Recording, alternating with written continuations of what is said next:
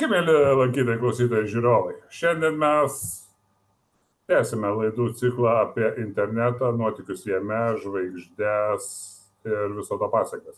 Su mumis Skirmantas Malinauskas, žinomas influenceris, televizijos žvaigždė, atletas paskutiniam žiniom.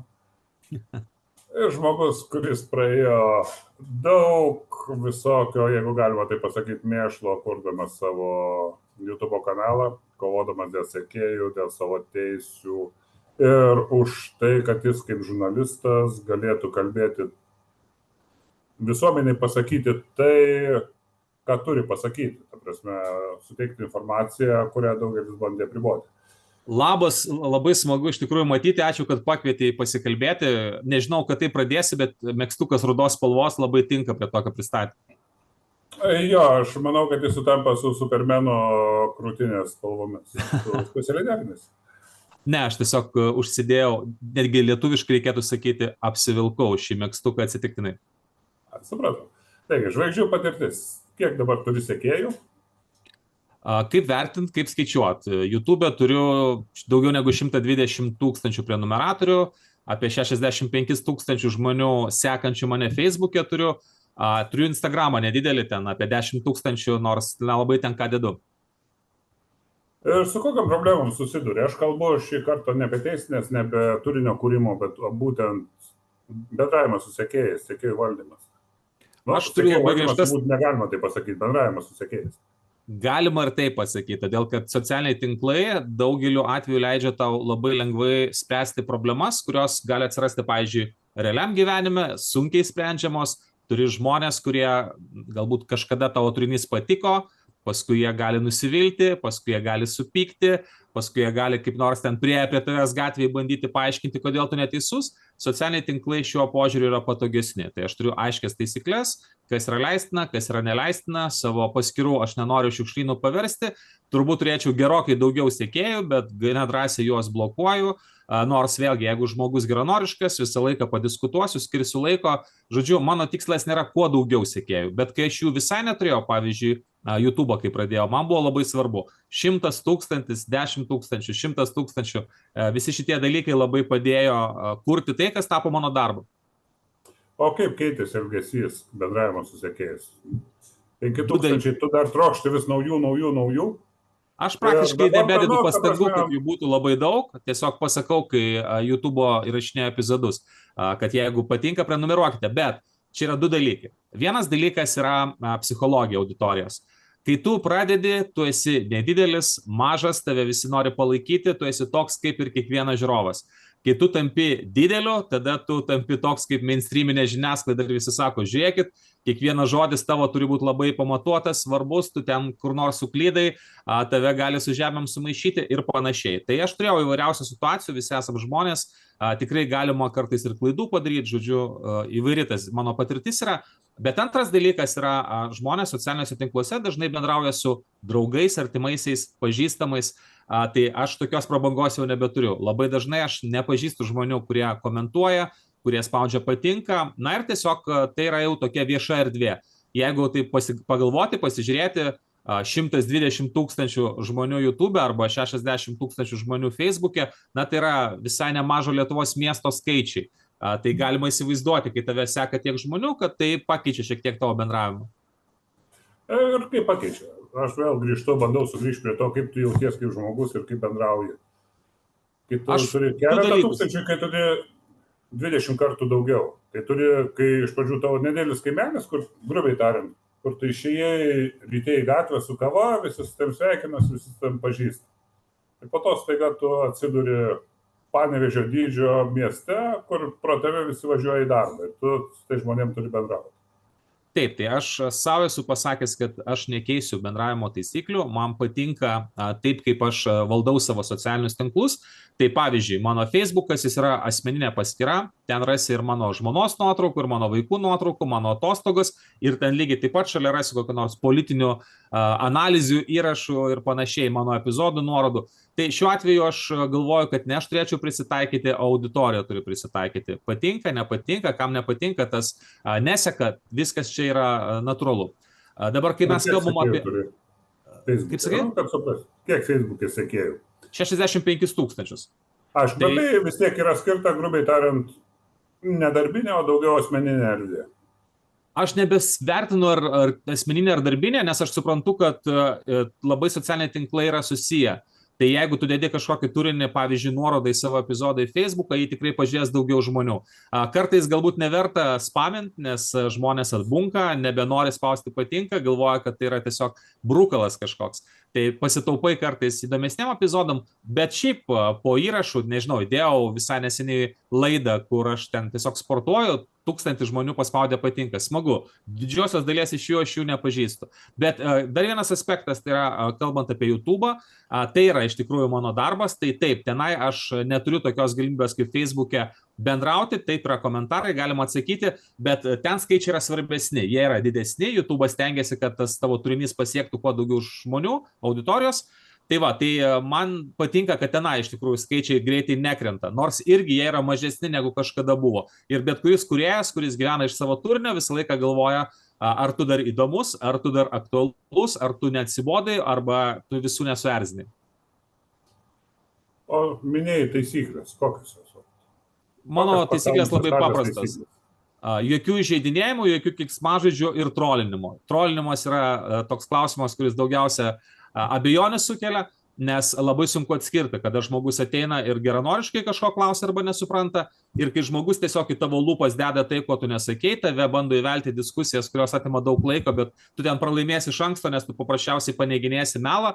Ir jeigu aš matau, kad žmogus, visą laiką galima paklausti, ar ne? Galima paklausti, ar jūs esate įsitikinęs, kad toks ir toks faktas yra tikslus. Ir tu gali pasigūglinti, pasižiūrėti, galbūt suklydai, padėkoti, jeigu tau parodė. Ir galima sakyti, jūs esate toks bukas ir kvailas, kad jūs net tokio elementaraus fakto nežinot, tai iš karto supranti, kad žmogus neatėjo tave pataisyti, žmogus atėjo tave pažeminti. Tai šitoje vietoje aš labai ramiai viską žiūriu, jeigu man atrodo, kad žmogus peržengia ribas, juo labiau, kad yra tikrai buvo laikas, kai buvo daug visokiausių įžeidimų ir panašiai, aš juos visus tiesiog blokuoju ir žmonių gyvenimas pasidaro lengvesnis, jie manęs nebemato ir aš jų nebematau. Ir tiesą pasakius, niekada nesigailėjau, kad taip dariau, nesu politikas, auditorijos nereikia ko didesnės, kad už mane kažkas balsuotų. Yra žmonių tiek, kiek yra, jeigu net ir jūsų mažės tragedijos neatsitiks. Ir kiek blokuoji per dieną?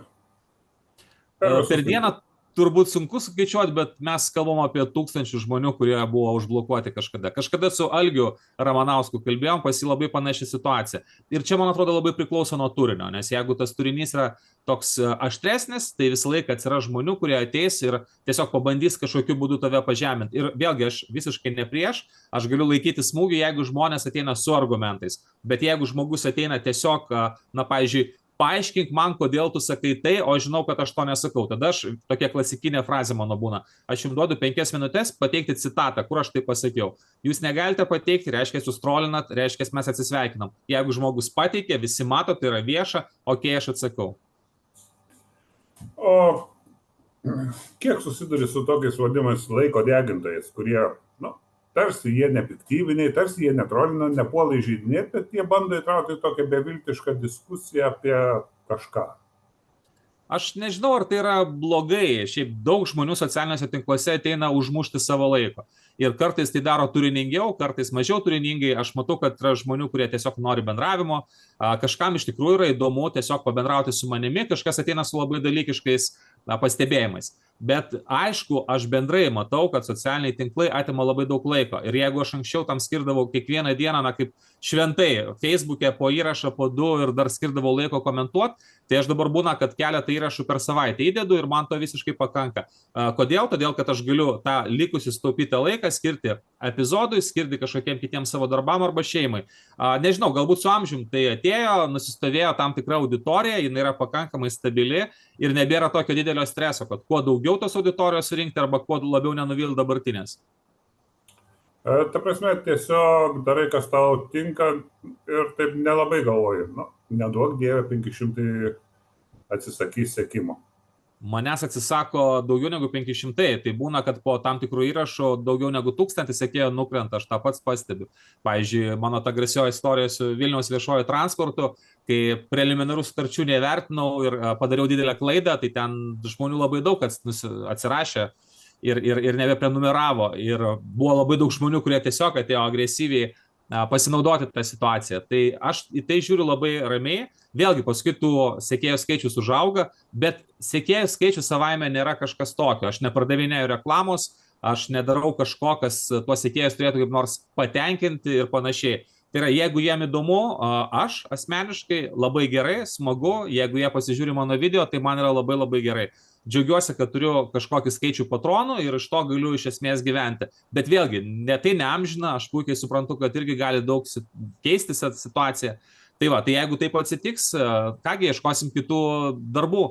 Čia nieko garantuoto tikrai nėra. Bet paskutinis dalykas, jeigu tu turi savo asmeninius socialinius tinklus, tai tu turi tenai diktuoti taisyklės. Jeigu tu tuos tinklus atiduodi savo auditorijai, paverti tai rietenų vieta, tu leidi save įžeidinėti, ten dėti kažkokius nepadarius dalykus ir panašiai, ir sakai, kad tai yra žodžio laisvė ir nuomonės laisvė. Tai be jokios abejonės labai greitai žmonės, kurie iš tikrųjų pripratę truputį prie kitos diskusijų kultūros, pas tave nebesirodys. Tai bus tiesiog šiukšlynas. Aš, ta prasme, turi kontroliuoti pats.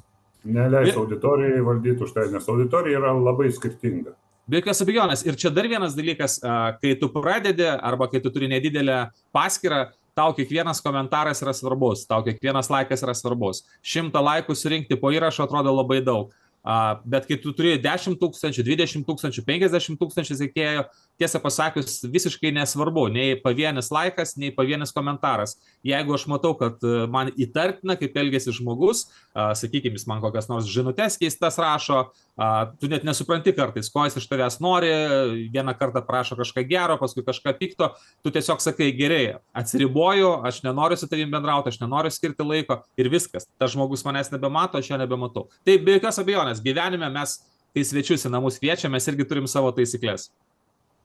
O užblokuoti žmonės dažnai pas to būna atblokuoti, prašo, kreipiasi. Čia ilga ir skausminga istorija, nes taip, tarp užblokuotų yra ir mano patronų, kurie rašo, aš kažką ten parašiau, tu gal nesupratai, aš tave palaikau, atblokuok. Problema, kad aš nežinau, kaip tai padaryti, nes pakeitė Facebookas algoritmus ir aš turiu tiek daug blokuotų žmonių, kad aš neberandu tam sąraše žmonių. Tai aš kažkada kalbėjau irgi su to pačiu Algiu Ramanausku, jisai sakė, ta pati problema. Tai aš sakau, kaip tu ją sprendė, sako, jeigu mes turim bent vieną bendrą draugą, tada reikia tokį chatą padaryti, kad jis man parašytų, pridėtų užblokuotą asmenį, aš tada galiu jį atblokuoti. O jeigu bendrų draugų neturim, tai aš tiesiog fiziškai nebegaliu to padaryti. Bet galų gale aš ir nenoriu. Jeigu žmogų blokavau, aš tikrai neblokuoju bet ko, reiškia, buvo priežastis. Tai galbūt tu pasikarščiavai, galbūt pasakėjai, ko nenorėjai pasakyti, bet šiuo atveju aš priėmiau sprendimą ir nežinau, kodėl turėčiau įkeisti. O kiek auditorija persidengia? Facebookas, YouTube'as, patronai? Aš kažkada pats norėjau gauti atsakymą į šį klausimą, bet galiu pasakyti, kad neturiu tokio atsakymo. Aš galiu pažiūrėti savo YouTube statistiką, tai kai aš pasidalinu nuorodą į epizodą, niekada daugiau negu 10% iš Facebooko neateina. Tai yra, anksčiau būdavo, kai pradėjau, aš turėjau didesnę Facebook paskyrą, tai ten 10 tūkstančių, o kanale buvo 1000, tai ten daugiau negu pusė ateidavo iš Facebooko. Dabar tai yra nedidelė dalis ir aš suprantu, kad tiesiog taip veikia Facebookas konkuruodamas su YouTube'u, kad galbūt nedaug žmonių pamato. Bet kitas dalykas, aš manau, kad tiesiog tos auditorijos yra pakankamai skirtingos ir socialinių tinklų naudojimas yra skirtingas. YouTube'e mes ieškom kažkokios video informacijos, atsisėst, pažiūrėt, valgant ar tiesiog prieš miegą. Facebooką mes scrollinam nuolatos, pasižiūrėt kokios naujienos, kas pas ką atsitiko, kas kokią nuotrauką įdėjo, kaip ir Instagramą. O tarkim, pasirodymas tradiciniai medijoje, portaluose, televizijoje augina sekėjus, tą pajunti paskyrose savo? Aš nejaučiu bangų, bet aš manau, kad nebejotinai, nes tu tiesiog esi labiau atpažįstamas.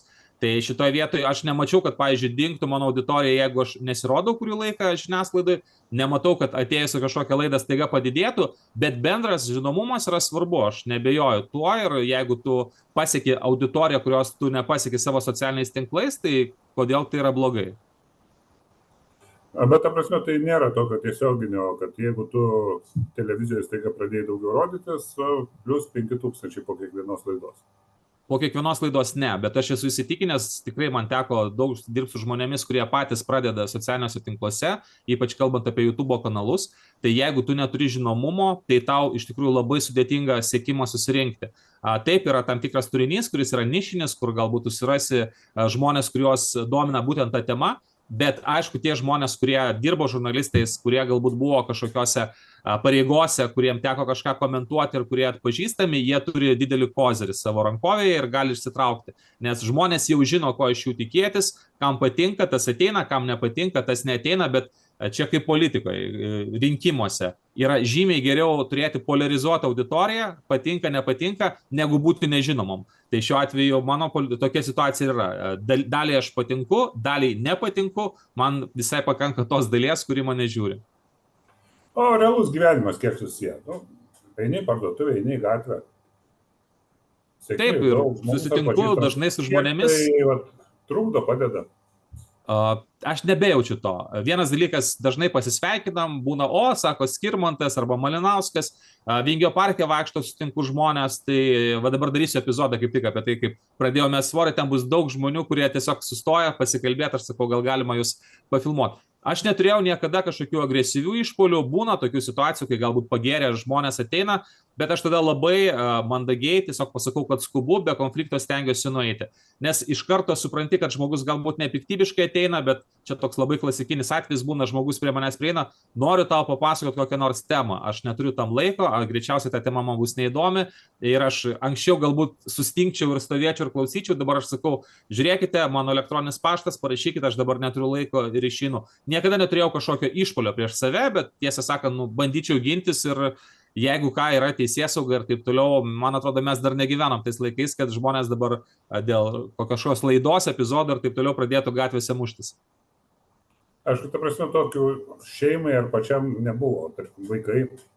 Mes visą laiką pasikalbam šeimoje, aš visą laiką sakau, kad jeigu yra grėsmė, tai nėra pavydalų grasinimų viešų arba kažkokių kabinėjimųsi gatvėje.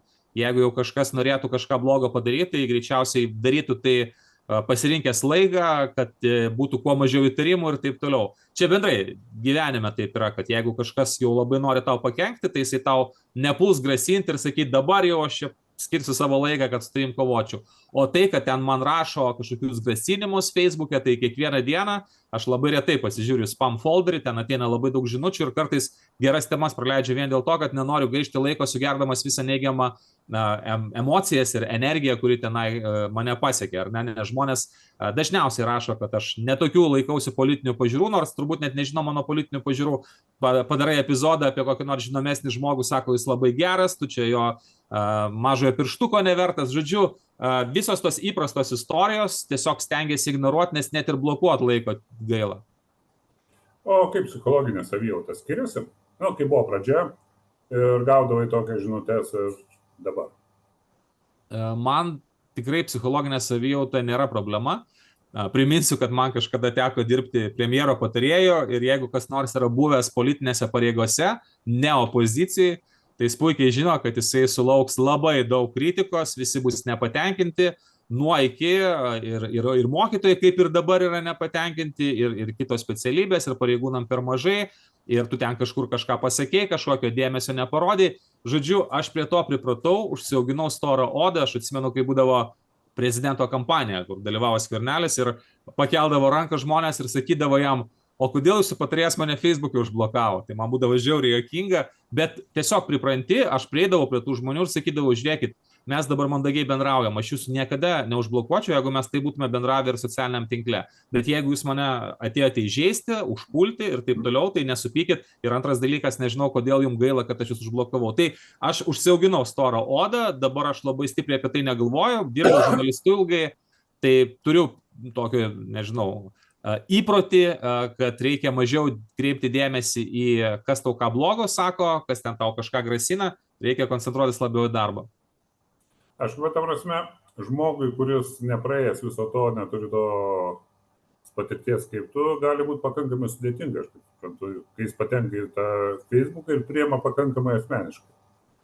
Du dalykai. Vienas dalykas, jeigu tu kalbi apie žmogų, kuris apskritai pradeda socialiniuose tinkluose, tai aš jam visą laiką sakau, kai mes kalbam, pavyzdžiui, su studentais ir taip toliau, o kiek jūs turite to sekimo socialiniam tinkle, tai dar vadinama socialiniu kapitalu. Tai jeigu tu apskritai turi 100 sekėjų arba draugų, kurie yra tavo artimi giminaičiai, klasiokai, ten bendra klasė ar bendradarbiai, tai yra visiškai normalu, bet tiesą pasakius, tu nesusidursi su tomis problemomis, su kuriomis susiduriu aš. Dabar pirmas klausimas, ar tau to žinomumo reikia? Jeigu to žinomumo reikia, tada reikia kažkokios strategijos, kaip tu pasieksi to žinomumo, ką tu dėsi, kas bus tavo auditorija ir taip toliau. Žmonės, kurie pasiekia tam tikro žinomumo, tada jau susiduria su problemom, apie kurias nepagalvoja. Ir tos problemos gali būti pačios įvairiausios. Na, pavyzdžiui, viena iš tokių problemų, aš esu viešas asmuo. Tai vėlgi kiekvienas apie mane gali kalbėti, rašyti, buvo visokiausių irgi variantų, kur galbūt aš kaip privatus asmuo niekada su tokiam problemom susidūręs nebūčiau. Bet tai yra ir pliusai, ir minusai. Ir trečias dalykas yra, jeigu tu jau gyveni iš savo žinomumo, jeigu tai yra tavo darbas, tai be jokios abejonės į tai reikia žiūrėti kaip į darbą, kokie yra auditorijos lūkesčiai, kokie yra tavo paties lūkesčiai ir tiesiog tą darbą dirbti. Nori tu to ar nenori. Jeigu aš dabar pasitraukčiau iš visų socialinių tinklų, tai tiesiog, nežinau, reikėtų galvoti, ką daryti toliau. Eiti kažkur dirbti į Maximos kasą ar panašiai. Aišku, pasitraukti, kaip suprantu, neplanuoju ir kasą eiti irgi. Pagyvensim, pamatysim. Šiaip nieko nėra pastovaus, kasoje dirbti irgi nėra nieko labai gėdingo. Kaip tik, sakyčiau, žmonės daro gerą darbą. Aš manau, kad būtų ir kitų užsiėmimų. Gyvenime keičiau ne vieną darbą ir tiesą pasakius, nemanau, kad iki senatvės, iki pensijos darysiu tai, ką darau dabar. Bet kol yra žiūrinčių žmonių ir kol yra remiančių žmonių. Kažkur dingai, ar man tai pasirodė? Ar jūs mane girdit? Girdžiu, vėl. Matyt kažkas su internetu. Gali būti, mus bando išjungti. Čia turbūt. Irgi gali būti. Tai kol dar turit progą. Taip. O toks bjauriausias epizodas, kuris įstrigo, galbūt kainavo šiek tiek nervų ar nemigo naktį. Kas buvo? Taip, bjauriausias epizodas yra mano klaidos. Ir iš tikrųjų aš labai atidžiai žiūriu į kitus YouTube kanalus, apie tai kalbamės, iš tikrųjų, jeigu ten žmonės sąmoningai meluoja, kažkokios sąmokslo teorijos, man patinka rasti melą, nes iš tikrųjų labai dažnai, kai žmonės kalba tai, ko visiškai neišmano, tai dažniausiai privelia ten daug klaidų. Ir mano epizodas toksai buvo vienintelis, kurį aš pats ištryniau, be jokio teismo sprendimo ir taip toliau, visus teismus esu laimėjęs. Tai buvo būtent tas Vilniaus viešasis transportas, aš jį ištryniau, įrašiau naują epizodą, viską patikslinau, ten visos problemos atskleistos, prekyba postais ir taip toliau panašiai, bet aš neįvertinau preliminarių sutarčių. Tiesiog pamačiau sumą, tą sumą įvardinau kaip sudarytas sutartis, neįvertinau, kad tik tai maža dalis jų buvo įvykdyta. Tai aišku, tuo pasinaudojo kita pusė, aš vėlgi išsiunčiau klausimus tam pačiam Vilniaus viešajam transportui, laiku atsakymų negavau, tie atsakymai nukeliavo buvusiam mero patarėjui, mero patarėjas tai paviešino savo socialiniuose tinkluose, nors aš net nebuvau tų atsakymų gavęs ir aišku, aš supratau, kad tiesiog buvau sudaužytas, visi pasinaudojo mano klaida, bet šitoj vietoj aš pats tų klaidų turiu nepadaryti ir tokių šansų oponentam nesuteikti. O čia buvo pačio klaida, ar tiesiog buvo per didelis pasitikėjimas politikas? Čia buvo greičiau mano klaida, nes mano šaltiniai buvo taip pat susijęs su politika, mano seni pažįstami, viena auditorė, bet mano principas buvo aiškus. Man atnešė temą, aš neleidžiu tas temos sukramtyti, už mane padaryti ir taip toliau. Aš ją pasiėmiau ir dariau. Ir vienintelis dalykas, kurio aš neįvertinau, tai yra, kad galbūt mano tą rezultatą tyrimo reikėjo dar kažkam papildomai parodyti. Aš vengiu tai daryti, vengiu atskleidinėti, kokios bus temos ir aš tiesiog su tuo nesusidūręs, padariau klaidingas išvadas. Nes aš mačiau skaičius, aš palyginau tai su kitom savivaldybėm, bet aš neįvertinau, kad būtent yra toks dalykas kaip preliminarios sutartys ir tiesiog reikėjo tai pasakyti epizode ir būtų jokios problemos nebuvo, nes ten tikrai ir kitos problemos buvo paliestas. O tarkim, tas atvejis, kai buvo pakankamai iš artimų giminaičių puolimas įvairiais būdais ir liečia tą patį Facebooką. Tai čia Respublikos atvejis, kuris buvo labai įdomus, nes jis buvo susijęs su tai visa Šviniaus epopėja, Šviniaus advokatai tą straipsnį naudoja prieš mane teisme, o teisėjas sakė, kad net neverta į tai kreipti dėmesio ir kažką atsakinėti. O taip, aš turiu antros eilės dėdę, savo mamos pusbrolį, kuris yra Vitas Tomkus, Ir tiesiog jisai pasipiktino tuo, kad aš kritikuoju Respubliką. Pas mane dirbo tuo metu komandoje Raimondas Lencevičius, buvęs Respublikos vyriausias redaktorius ir Vakaro žinių vyriausias redaktorius. Na ir jis nusprendė kažkokiu būdu atkeršyti man, ištraukęs istoriją visišką kliedėsi.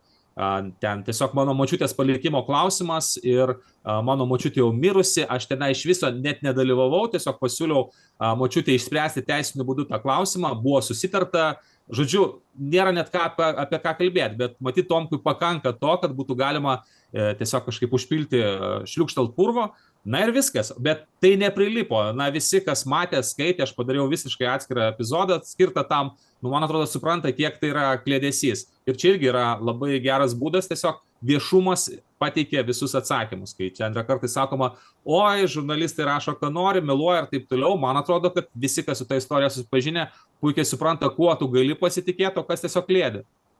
Bet aš kalbu apie tai, apie kitą truputį aspektą, kad kai esi viešas asmuo, gali būti, kad ir kai kurie giminaičiai, gyvenime visko būna, arba artimi žmonės, buvę draugai, pabandys to pasinaudoti kaip savotiškų šantažų. Tai visada taip gali būti ir aš manau, kad čia ir šiaip mes turime tą situaciją, atsimenu, Dalia Grybauskaitė buvo. Gerai, Dalia Grybauskaitė, Artūras Zuokas ir panašiai, kurie ten turėjo brolius asocialius, šeimos narius, tai kiekvienas savo šeimoje turi aibę visokiausių problemų. Beje, aš jų turiu turbūt labai mažai lyginant su statistiniu lietuviu. Bet būna kažkokios skyrybos, būna kažkokios įdos, kažkas turi problemų su alkoholiu, kažkas susipyko ir taip toliau. Tai eiti ir tai kasti, tai yra absurdas. Tai tu gali, jeigu ir viešas asmuo, tu gali iš tikrųjų galbūt kažką apie jį sakyti, jeigu jis ten kažką pavogė, nusikaltimą padarė ir panašiai. Bet kažkaip lysti į apatinius ir bandyti juos viešai skelbtis, man atrodo, kad tai yra juokinga, juo labiau, kad jokios istorijos nebuvo. Tai šiuo atveju aš priimu tai, vėlgi aš esu viešas asmuo, apie mane galima kalbėti, kritikuoti, apie mane gali kalbėti draugai, pažįstami ir panašiai. Nieko čia tokio, aš nieko gyvenime nesu padaręs, dėl ko man būtų labai gėda. Bet vėlgi, iš kitos pusės, aš ir apie kitus galiu kalbėti, tai irgi yra mano duona. Tokiu atveju aš padariau epizodą apie Tomkų ir, jis man irgi nieko padaryti už tai negalėjo. Aš, ta prasme, toks tarsi atsiskaitimas, kuris greičiau turėtų būti virtuvėje ar panašioje vietoje. Galbūt, aš tiesiog kažkada sakiau... Apie tai reikia galvoti, jeigu tai nei viešum. Apie tai reikia galvoti. Ir antras dalykas, buvo ta klasikinė byla su Švinium, tai Švinius vis aiškino, kad jam nėra suteikta galimybė atsakyti. Tai jeigu tu esi tuo metu futbolo federacijos viceprezidentas, tave gaudo visi žurnalistai, tu gali padaryti spaudos konferenciją, ateis visi ir tu nesinaudoji tokią galimybę, tai ką tada verkti? Tai šiuo atveju visada tu esi viešas asmuo, būk viešas asmuo iki galo ir atsakyk į visus klausimus. Aišku. Dėkui labai. Dėkui tau. Šį kartą baigiam. Pasirodo, viešumas, žinomumas ir buvimas žvaigždė duoda ne tik saldainiukus, ne tik malonius pojūčius. Ačiū, Skirmantai, ir dar susitiksim. Dėkui tau, pasimatysim, iki.